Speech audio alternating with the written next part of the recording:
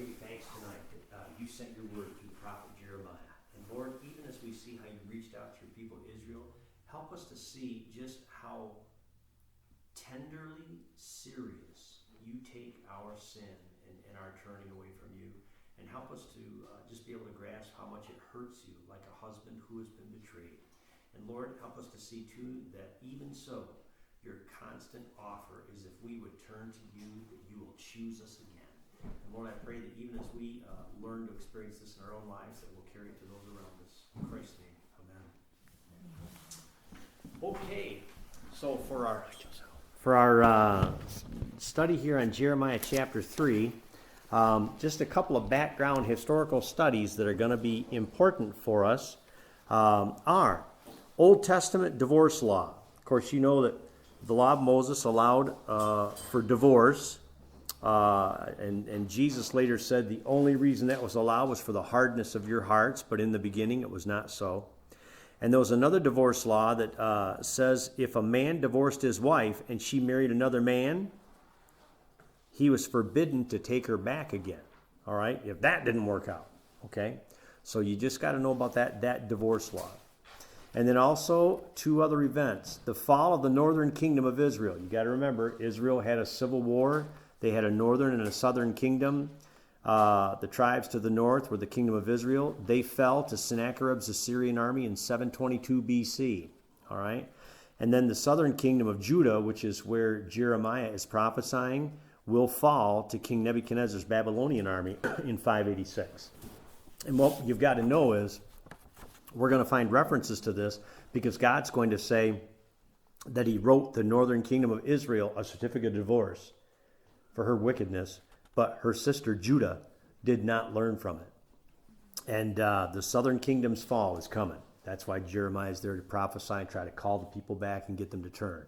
Okay, so you're going to find those two historical events referred to right here. One in the past tense, one in the future. All right, well, let's begin. The first paragraph I broke out was verses 1 through 5 of chapter 3, and I called it, Why Are You Calling to Me?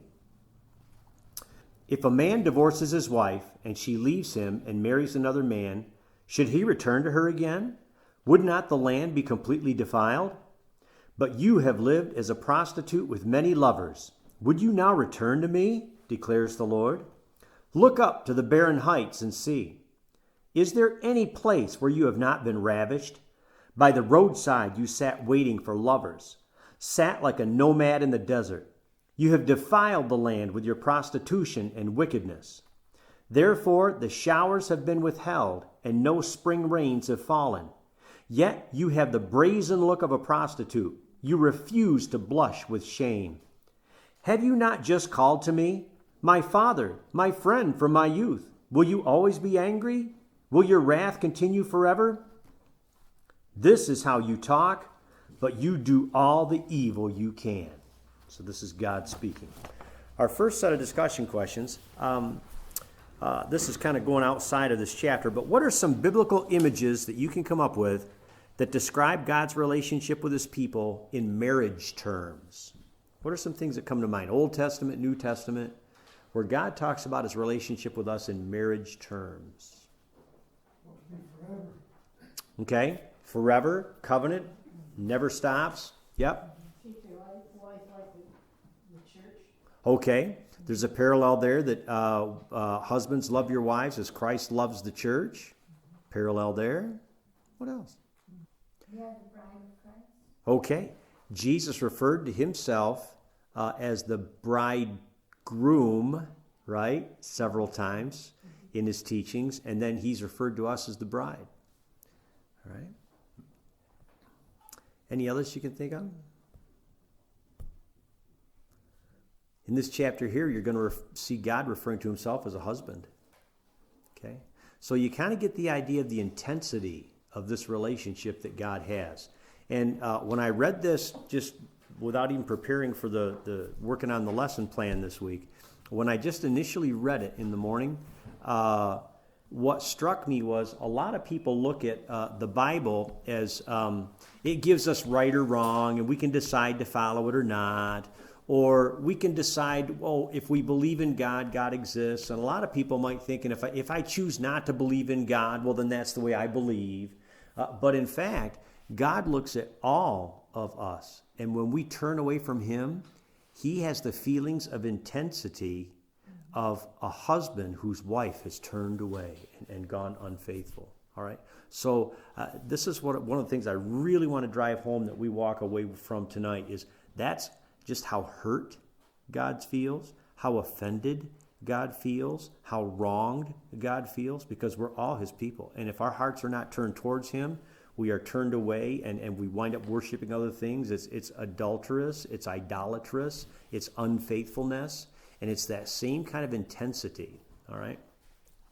And for those of us who have ever been in a situation where in a marriage we've been cheated on by an unfaithful spouse, we know the intensity of that. So I want us to get that feeling that that's what's going on in the heart of God. Okay? All right.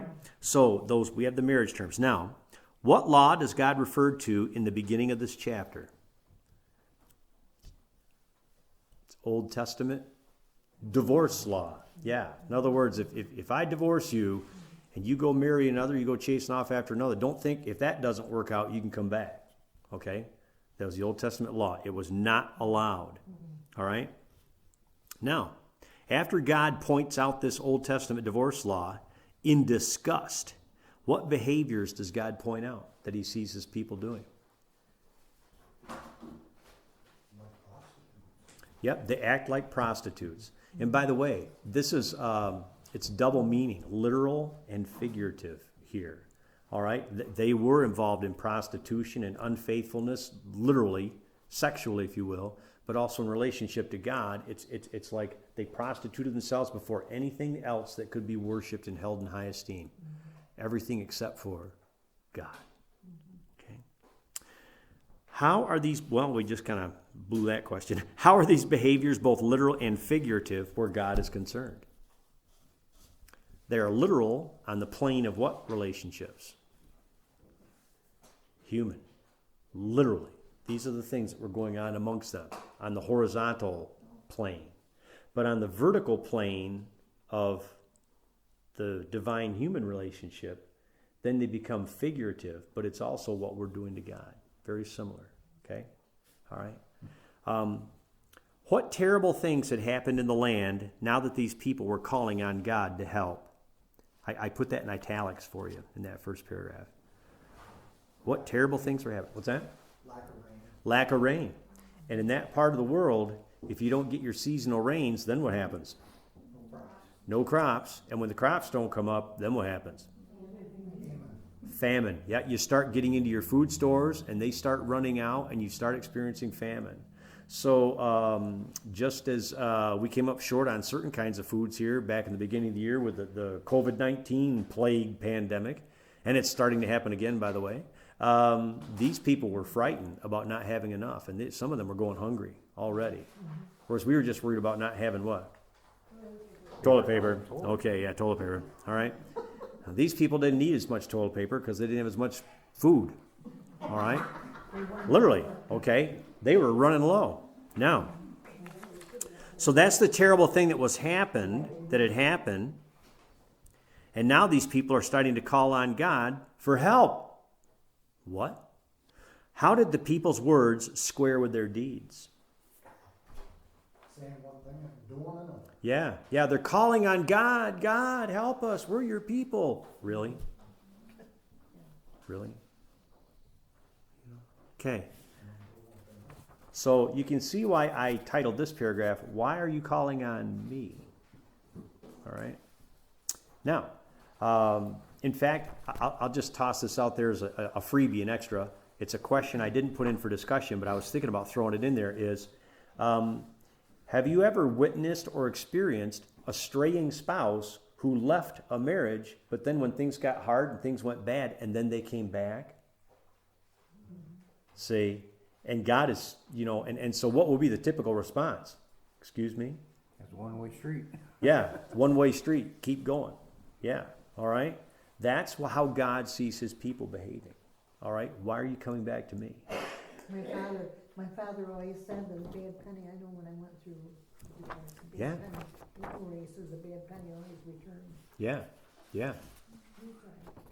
All right, so our second paragraph now, I broke out, is verses 6 through 10, just like your sister.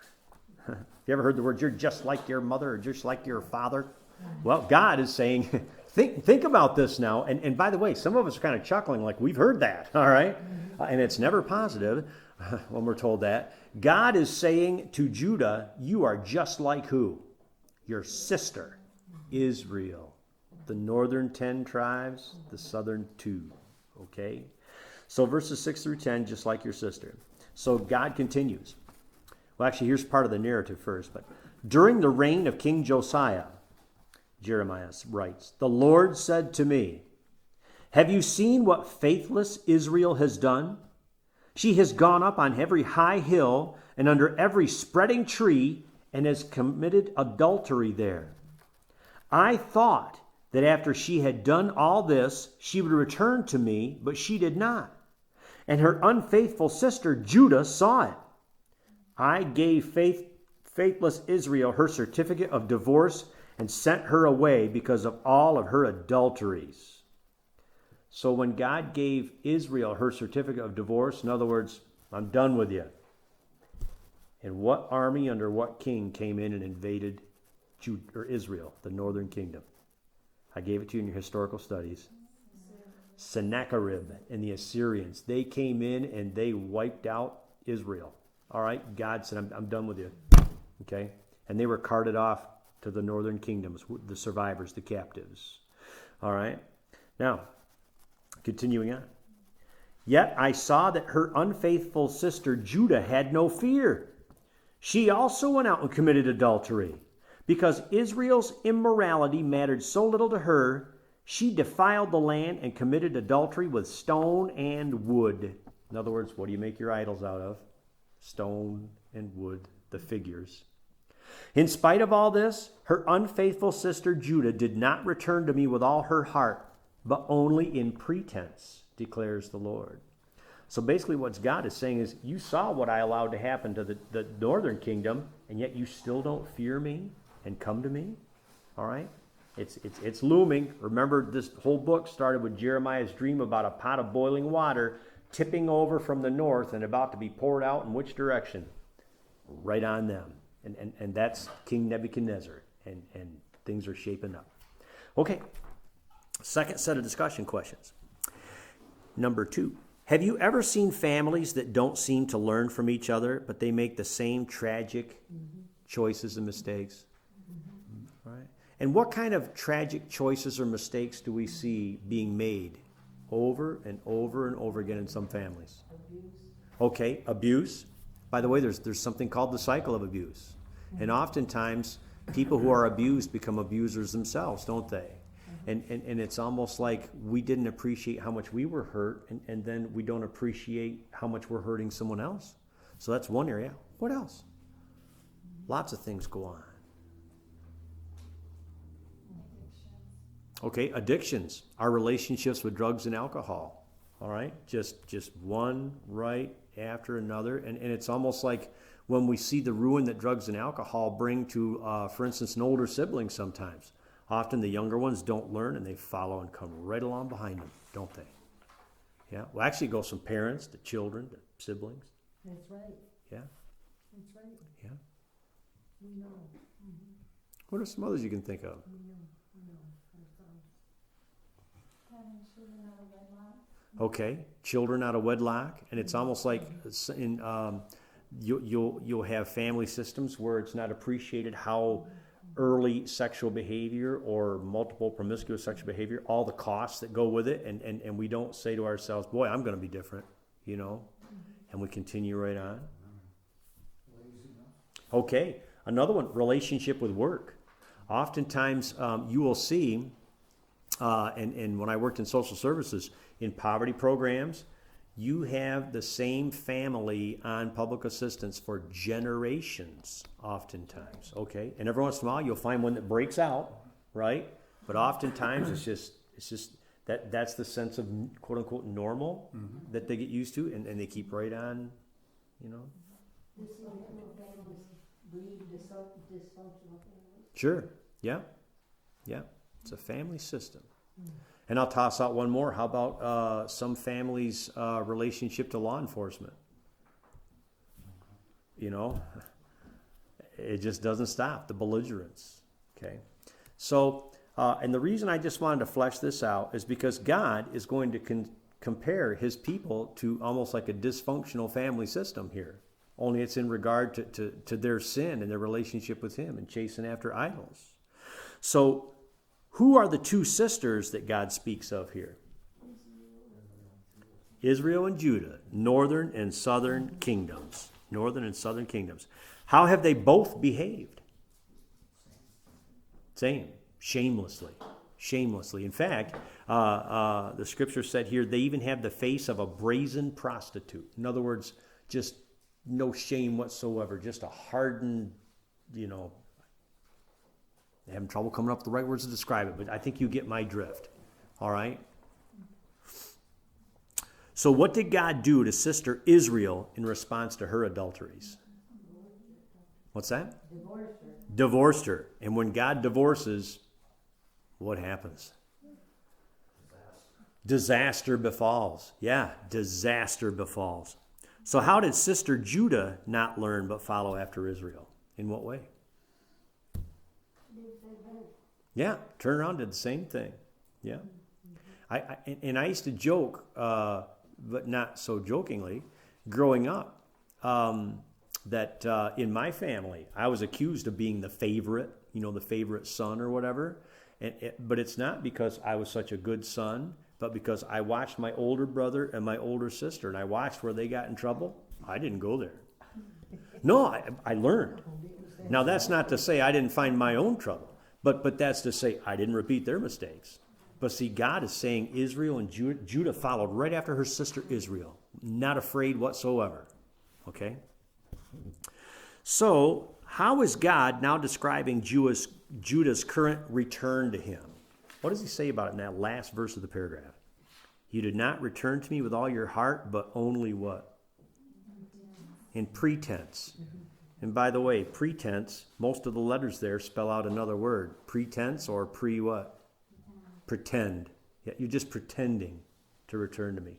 You call out to me as God. And you say how much you love me. And we're your people. And won't you save us? But God is saying, this is only pretend. It's only in pretense. You're not coming with all your heart. You're really not. All right, our third paragraph now. This is verses 11 through 13, and I titled it, What God Will Require. The Lord said to me, Faithless Israel is more righteous than unfaithful Judah. Go proclaim this message toward the north. By the way, so if the prophet Jeremiah is down in the kingdom of Judah and he proclaims it to the north, how far away is he proclaiming? He's shouting, he's prophesying in a direction. Not that anybody in Israel can hear him because they're not there. Where are they? They're in the north. They're in Assyria. They have been dragged away to Assyria. But God says, you prophesy to the north. It's kind of like, I will often pray no matter what I'm doing or what direction I'm headed. But not too long ago, Terry said, Dave, let's go out in the yard and let's pray to God about this election stuff. And I said, okay. And I got a piece of plywood out because it was terribly rainy and the ground was wet. So I got a piece of plywood. I put it out in the grass so we wouldn't get our knees wet. Terry wouldn't have minded, but I'm a sissy. No.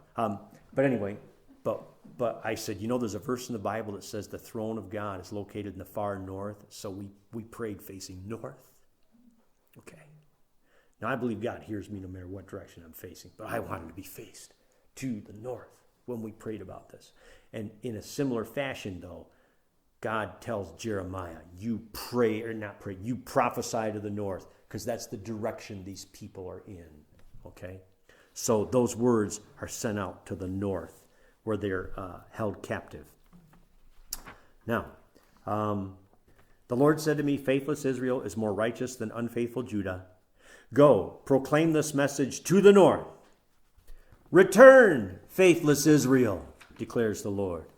I will frown on you no longer, For I am faithful, declares the Lord. I will not be angry forever. Only acknowledge your guilt. You have rebelled against the Lord your God. You have scattered your favors to foreign gods under every spreading tree and have not obeyed me, declares the Lord. Our third set of questions. Some of us may be able to speak from experience. Others may need to use our imaginations to answer this question. If you were to consider taking back an adulterous and cheating spouse, how would you determine that their return to you was heartfelt? I could never do it. Okay, Carol's already saying, I can't. Ain't gonna happen. Okay, not going to happen. Okay? I'd ask God. I'm sorry? I'd ask God. Okay, you'd ask God for discernment if their return was heartfelt. What else might we look for?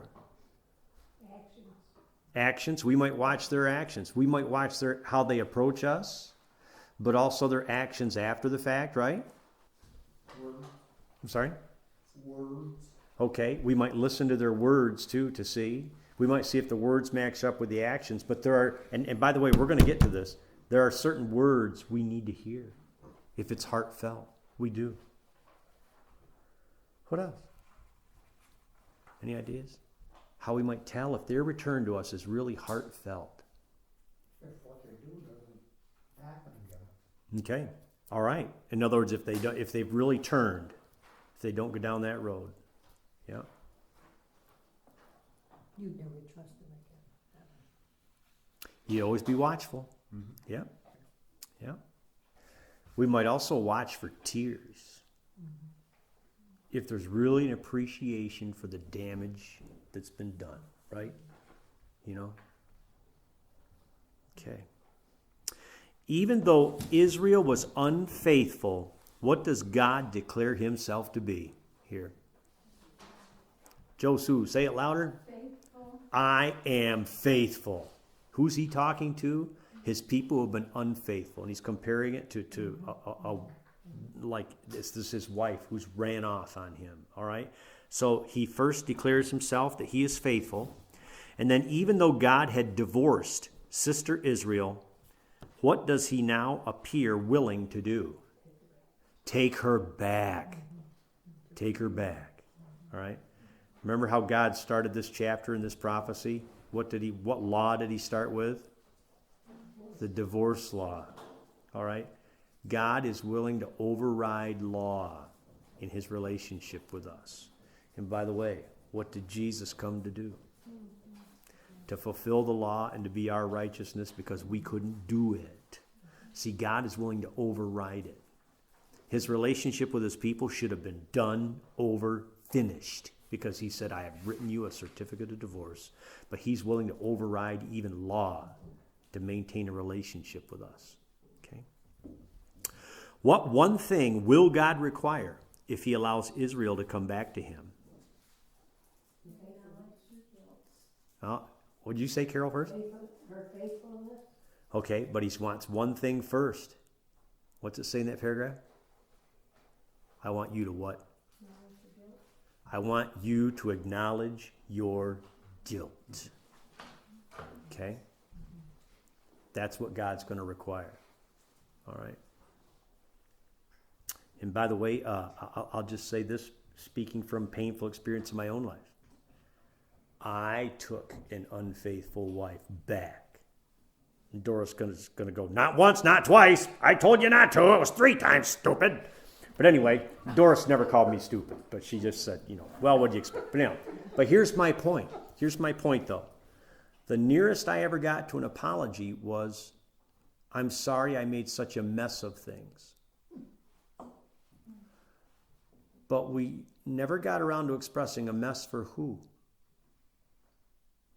Never got around to confessing what happened. There was never a confession of what happened with who. I knew all these things. In fact, I was in the position God's in here. God's laying it out on them, and he's saying, just confess to me. Come clean with me. And the people won't. So as I read this chapter this week, I'm thinking, see? So with that in mind, why is coming clean and honestly acknowledging our guilt for what we have done so important to God? Why is that so important? It should make us not do it again. Yep, it'll help make us not do it again, but there's something qualitative that happens to us that helps empower us so that it won't happen again. I think we've got to be able to forgive ourselves. Yeah? Is, Reminder. Yeah, a reminder. mhm. All right, let me back up one thing here. Exposes everything. You're being very vulnerable and exposing everything, even though God already knows. Yeah. You're saying, I hold nothing back. I did this. And it's really, Confessing our guilt and not just saying, oh, I'm so guilty. I mean, confessing what we have done to God. All right? What was the word you just used again, Josu? It was so you're vulnerable. vulnerable. We make ourselves vulnerable, right? Now stop and think about in a human relationship when we have confessed everything we've done, it makes ourselves vulnerable. Vulnerable to what? To the judgment of the person we just confessed to. Because when they hear how horrible we've been and what we've done, we are at their mercy, aren't we? We really are. So when you and I confess to God how horrible we have been and what we have done, deed by deed by deed, whatever it is we've done, whose mercy are we throwing ourselves at? God. Yeah, see, so now back to Carol's observation that it empowers us not to do it again. When you come clean and you have thrown yourself at God's mercy and He has been merciful to you, His mercy empowers you, doesn't it? To not do it again, to turn. And remember what God said in the previous paragraph as we were just wrapping up. God said, in spite of this, her unfaithful sister Judah did not return to me with all her heart, but only in pretense. See, when you and I confess and come completely clean with God or with somebody else that we've sinned against or offended, are we pretending? Or are we coming with all our heart? Because we're laying it out there. See why God says, Yeah. admit your guilt to me. That's why it's so important, confession.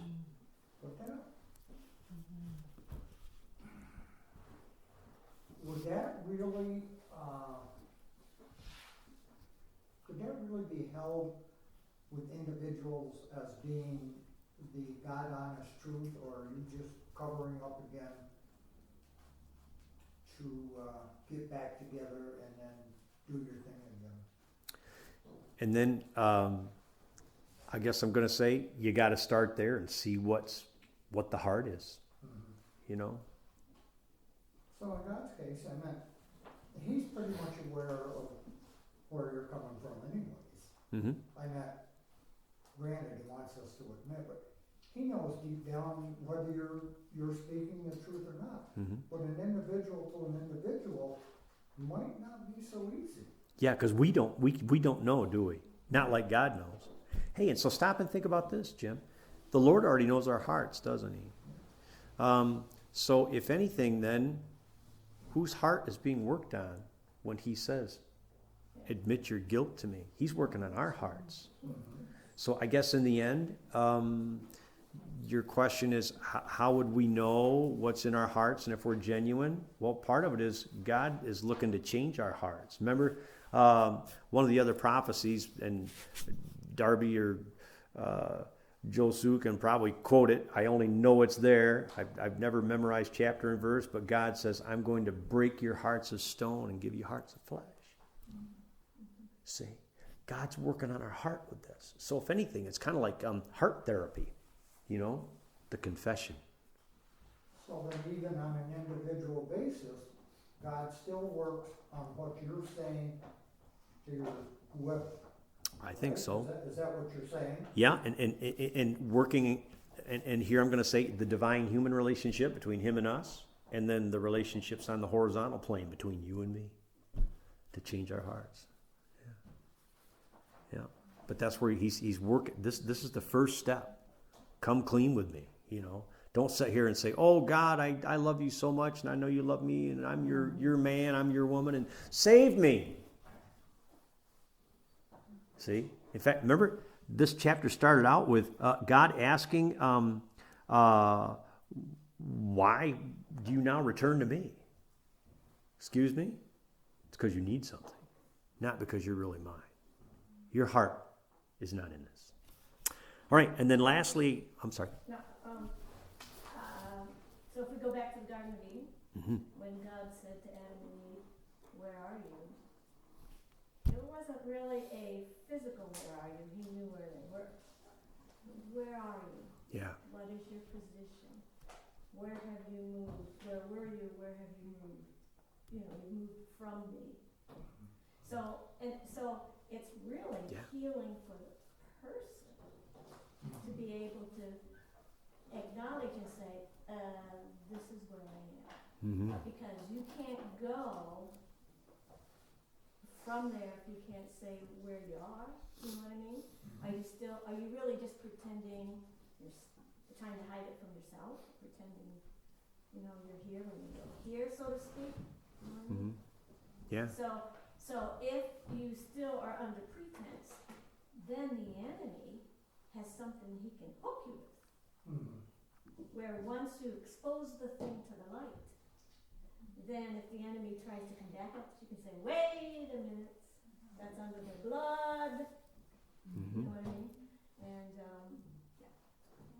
Well, I guess what I was trying to bring across was, so often you see people make up, try to make it right. Yeah. And God is one thing, and individuals are another. Oh, yeah. And when you speak out, say I say to Dave, Dave, I'm really sorry. But inside you're not really sorry, you know what I'm saying? In God's case, He's gonna nail you. He's gonna make you know that you're either honest or not. Or as an individual, they are taking your word for what they think your word is worth. Mm-hmm. And you see that so often with people that try to come back together and then turn right around and do it again. Mm-hmm. Yeah. So I guess I'm saying, how do you get to that point where you really know? And on our level, I don't. That's Yeah. a long gap. Sure, and we're at the disadvantage because we don't know what's in each other's hearts. That's kind of why I was playing with the question of if you were considering taking somebody back, how would you determine? And God is telling us this is how I'll determine. Right here, this is how God will determine. He has a way.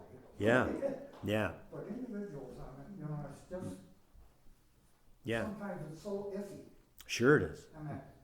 You just don't know. Yeah. Like, oh. Yeah. And for us, we have to wait and see how it pans out.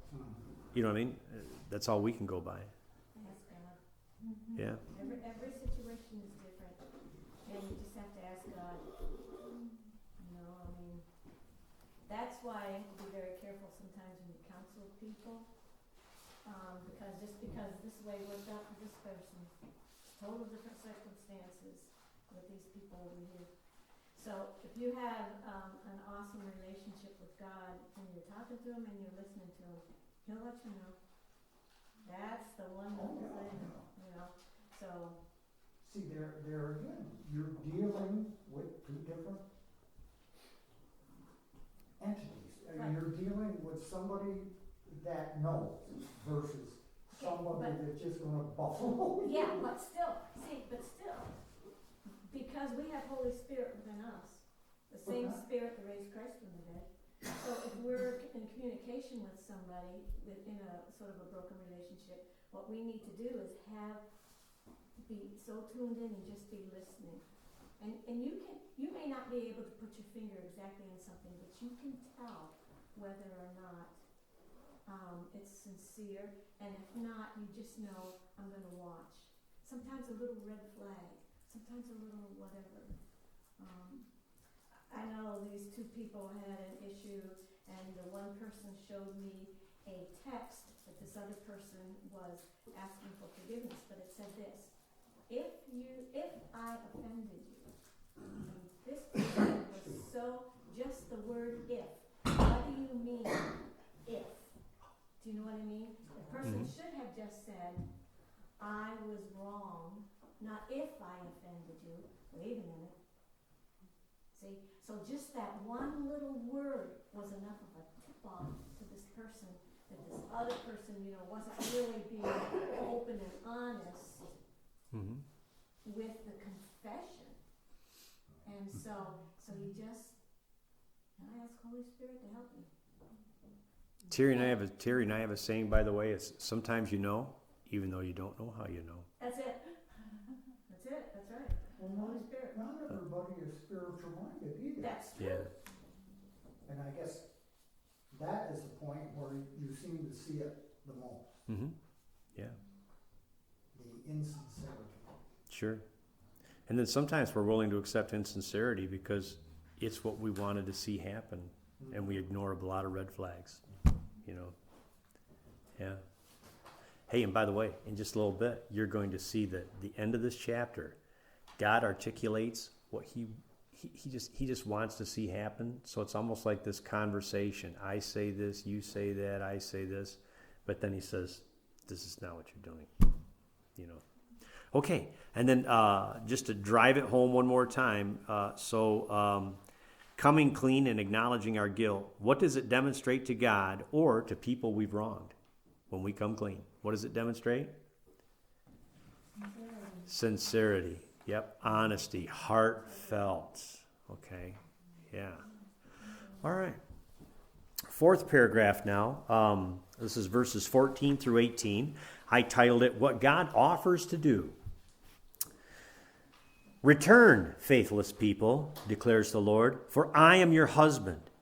I will choose you, one from a town and two from a clan, and bring you to Zion. Then I will give you shepherds after my own heart, who will lead you with knowledge and understanding. In those days when your numbers have increased greatly in the land, declares the Lord, people will no longer say, the ark of the covenant of the Lord. It will never enter their minds or be remembered. It will not be missed, nor will another one be made.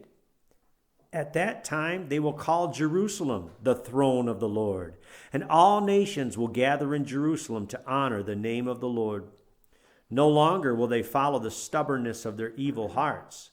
In those days the people of Judah will join the people of Israel, and together they will come from a northern land to the land I gave your ancestors as an inheritance. Now Israel has already been defeated. Most of them have been either killed or carted off to the north to Assyria. And by the time Jeremiah gets done, Judah's going to be carted off to the north too. They'll be in Babylon. Daniel, Shadrach, Meshach, Abednego. And what God is saying here is they will come from a northern land. That's where you're going to wind up. I'm going to call you back. Okay. All right. So fourth set of questions. Although God has been wronged, who does he still identify himself as? Husband this time. Before he said, I am faithful. Now he says, I am your husband. Now think about human relationship terms.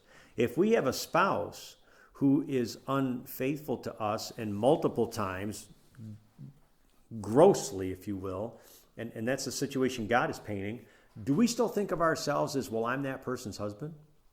Or I'm that person's wife? It's broken, all right? But look what God calls himself still. He says, I am your what? Husband. Husband. What is the first thing God says he will do? And I put in parentheses, again. What did God do for this people in the person of Abraham? He chose them. He chose them. Here he says, for I am your husband, I will choose you. And it's like God's saying, I'll choose you. And, obviously I can't add to the scriptures, but in my own notes in the question I put, again, all right? I'll never forget the joy I felt when Terry chose me, But here God is saying, I will choose you. even after all this. So what is the first thing God says he will do again? And where will he bring Israel? He says, I'm going to choose you and I will bring you where? To Zion. What is Zion? It's home. I'll bring you home. I'll take you home again. I'll bring you home. Because Israel's left home, hasn't they? Judah's left home. In fact, at one time or another in our lives, we've all left home and left God behind. What kind of life does God promise when Israel comes home? I put those in italics. When Israel comes home, God says, I'm going to give you shepherds after my own heart. They'll lead you with what? Knowledge, understanding. You know, one of the best things we can ever have is a relationship with a person who understands us. I mean, really, they can lead us gently, but also challenge us where we need to be challenged, you know. Somebody to keep saying, integrity, Dave, right? Also, stop and think now. Israel, they have either been slaughtered or carried away into captivity. So he says, in those days, your numbers will have what? Increased greatly. They're going to become a nation again. Okay. And then also he's saying people will no longer say the ark of the covenant of the Lord. It won't even enter their minds to be remembered. It won't be missed, nor will another one be made. See, the ark of the covenant, wherever the ark was, what did it represent? The presence of God. Wherever the ark was, that's where God's presence was focused, the locus of presence, if you will. That's where God was, quote unquote, located. All right? God says, you aren't going to need another ark. Why is that? I will be here. Yeah, I'll be everywhere. It'll be in the land, in the city. This is the kind of life God is inviting them back to. All right? So what I'm going to say is this. Think about this. Think about a husband or a wife who's trying to woo their erring spouse back, and they paint them a picture. And what kind of a picture do they want to paint for them? What life will be like if you'll only come home. Are you getting the idea that God really loves us? I mean, he loves us like a husband who wants his bride to come back. And it started out with the Jewish people, but now it's all of us. All of us. Okay, so I want you to think about when we come back home to God, or when we did or have or are, what are the best parts for you when you come back home to God? For me, I'll lead up. For me, the best part when I come home to God, did, have, do, keep coming, is that feeling of being accepted and received. Some days it really hits me and it can bring me to tears. Just that, just knowing I'm accepted. When I have behaved unacceptably. Do you know what I'm saying? I mean, How about for you? What are some of the best parts? Just trusting in having him in my heart. Okay. Somebody you can trust. Don't have to wonder or doubt. Yeah. Always.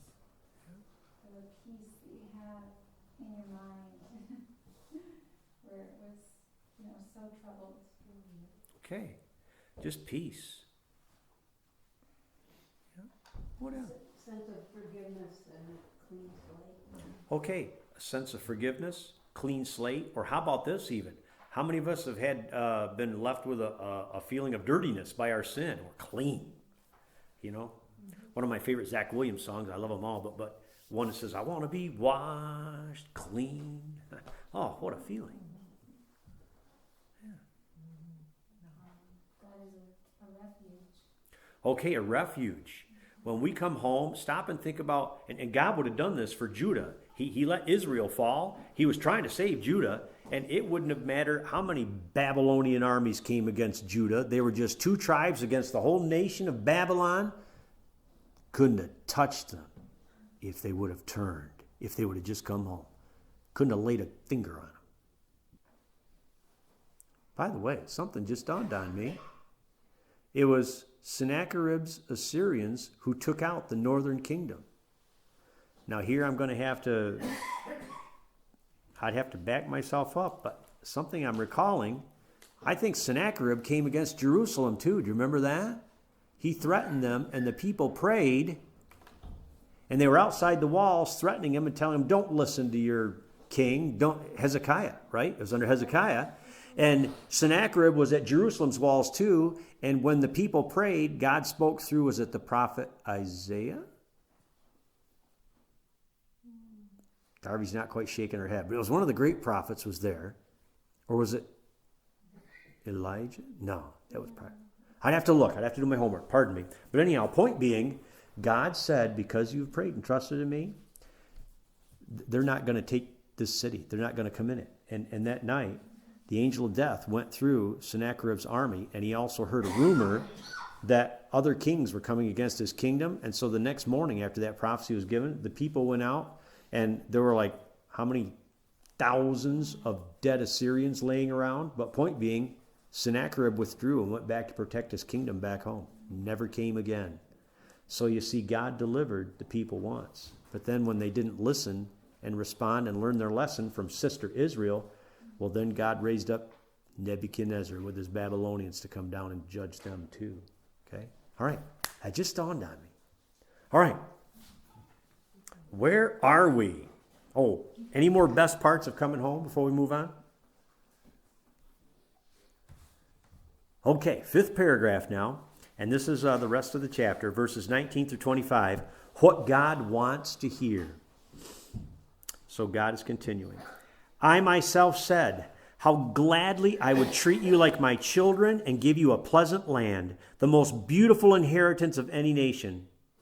I thought you would call me Father and not turn away from following me.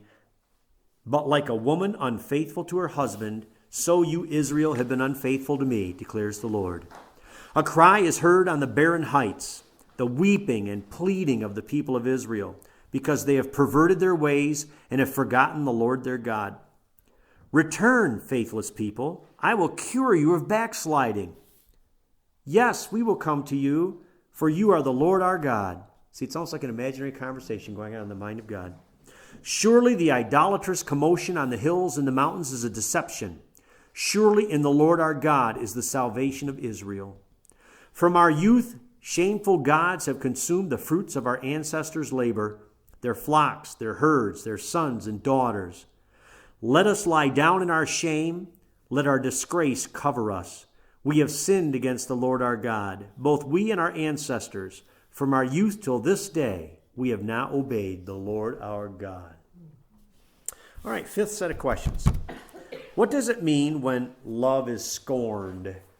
You know, you've kind of heard the saying, hell hath no fury, like a woman scorned. But like when someone loves someone else, what does it mean when that love is scorned?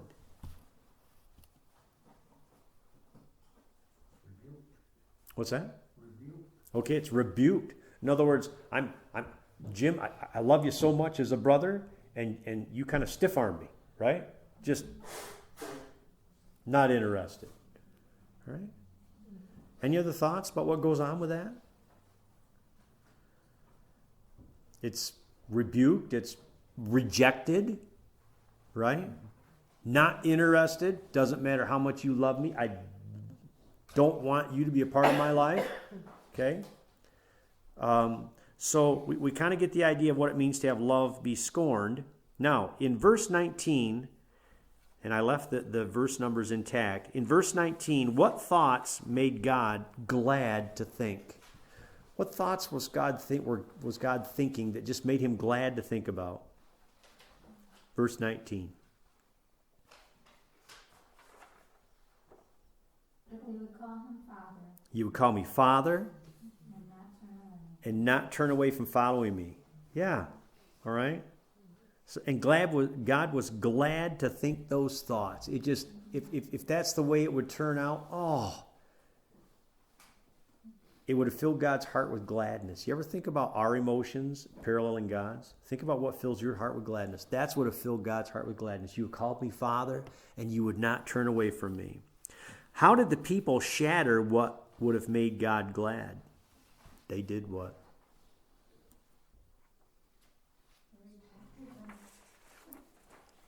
What's that? They rejected They rejected him, or they scorned his love, didn't they? They did. They rejected. Like a woman unfaithful to her husband, you've been unfaithful, declares the Lord. And that shattered what would have made God glad. In verse 21, what is the emotional state of the people now that hard times have come? Then or now? Yeah, really. What did he say? He says then or now. Yeah. Verse 21, what is heard on the barren heights? Crying and the weeping and the pleading of the people of Israel. They are an emotional mess. They are scared. They are feeling like they're ruined. They're frightened of losing everything they have. They've got this sense of disaster, right? So God is saying, this is what I hear on the heights, on the mountains. In verses 22 and 23, what does God offer to cure if the people will return to him? Yeah, but what does he say he will cure though? There's something going on in them. He said, I'll cure if you were. They're backsliding. So Jim, that comes to something you were kind of questioning about. God knows our heart when we're genuine, when we're confessing. You and I don't always know how to read each other, as human beings. But point being, even in those relationships, if our turning to each other in honesty is also reflective of our turning in honesty to God, then God's going to cure us of our backsliding. In other words, I can work with your heart, then I can make you who I want you to be and who you really know you want to be in your heart when you live in a relationship with him. So God can cure us of that. But it all starts with that heartfelt, honest, total confession of my guilt. So what response to God's offer is God wishing or desiring to hear from them? What's the response? He wants to hear from them what? To come back. Yeah.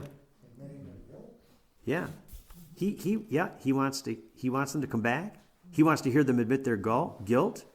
And even there in verse 22, after he says, I will cure your backsliding, he says, the response he wants is, yes, we will come to you, for you are the Lord our God. That's what he wants to hear. We will come to you. You are the Lord our God. So that's the response he's looking for. And then, once again, verse 25, what is God wishing the people would admit to him? Verse 25. Yeah. Yep. And for how long? From our youth till this very day, we have not obeyed the Lord our God. So that's what God's wanting to hear. And that'll change everything. So here's a kind of a question to play with. So when caught in the act, God had his people caught in the act. We've also lived through times in our lives when we have caught people in the act. And we have also lived through times in our lives when we have been caught in the act. When we are caught in the act, whatever it is, why would we try to deny, lie, and keep on sinning? Why? I don't know. Why would you want to lie about it? You got caught. Okay. But people do, don't they? Yes, they do. Keep right on lying. They do. They keep right on doing it. Yeah. Whatever it is, it's the opposite of heartfelt. It's pretense, pretending. But people do. We continue right on to live a lie, to be a lie, to speak a lie. All right? It's almost like we don't want to give in, even when caught dead to rights. Okay? There's just something within us that resists.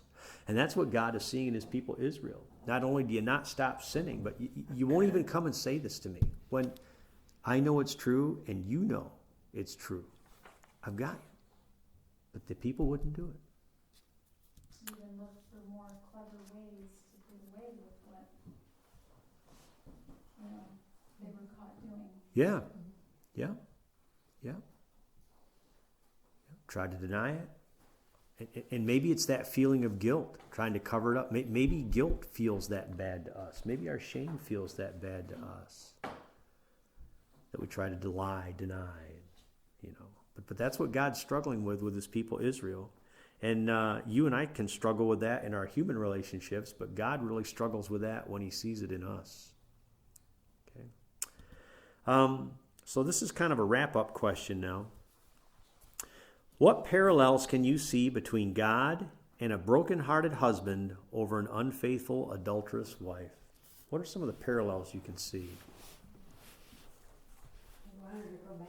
Okay, there's still that desire. Please come back. I still want to have what we set out to have together. We had a dream. Stop and think about it. That's what brings us together. We have a dream, don't we? A hope of a future, something beautiful. God's not going to let go of that. That's powerful right there. What other parallels can we see? He's forgiving and loving. Okay, forgiving and loving. And even if we've got a spouse that has strayed, what is it that motivates us to want them to come back? We have forgiveness. It's just that we can be played if it's in pretense only and not with the heart. Yeah. Any other parallels? They both want to make it better. Okay. This will work if we both want to make it better. God's already saying, I am faithful.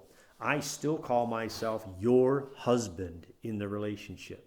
So God is saying, I'm on board, but you've got to come to make this better. And in the end, we're going to see in the judgment that came with old King Nebuchadnezzar, didn't happen. Any other thoughts on parallels? I think another thing I see here is God is hurt when we sin. And I'll go back to saying lots of times you and I might think when we sin, we might think, oh, I did something wrong and God's the judge. You know, like for instance, I've had to go before a judge a time or two in my life, okay? And even as the judge looked at the evidence and handed out the verdict, do you think the judge was hurt? His feelings were hurt by what I'd done? No. God cared less. This isn't the way God is. God isn't a quote-unquote judge who caught you speeding or whatever, and now you got to pay, and whatever next. God is hurt by our sin. That's what I see coming through here real powerfully. God is really hurt by this, and he just wants us to come back. Yeah. Well, some people can make it. I mean, some people can do it, and some people can't. Yeah. You know, some people can go back to their spouses, or Yeah. vice versa. Yeah. But they both got to make it work. One can't make it work alone. You can't. You cannot do it. No. And what God is saying is, I can't make it work alone either. That's right. You know, he's looking for a response, a heartfelt response, and then he can start working in our hearts. That's the beginning.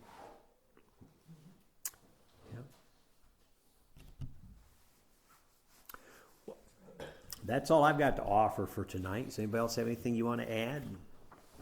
I think this is quite interesting. I like this. Yeah. I'm seeing God on a whole different level of relationship with us, quite frankly. I mean, I know Jesus loves me. This I know the Bible tells me so. But here's the God of the Old Testament. And really, in these comparisons, is showing us just what he feels and how much he hurts when we turn away from him.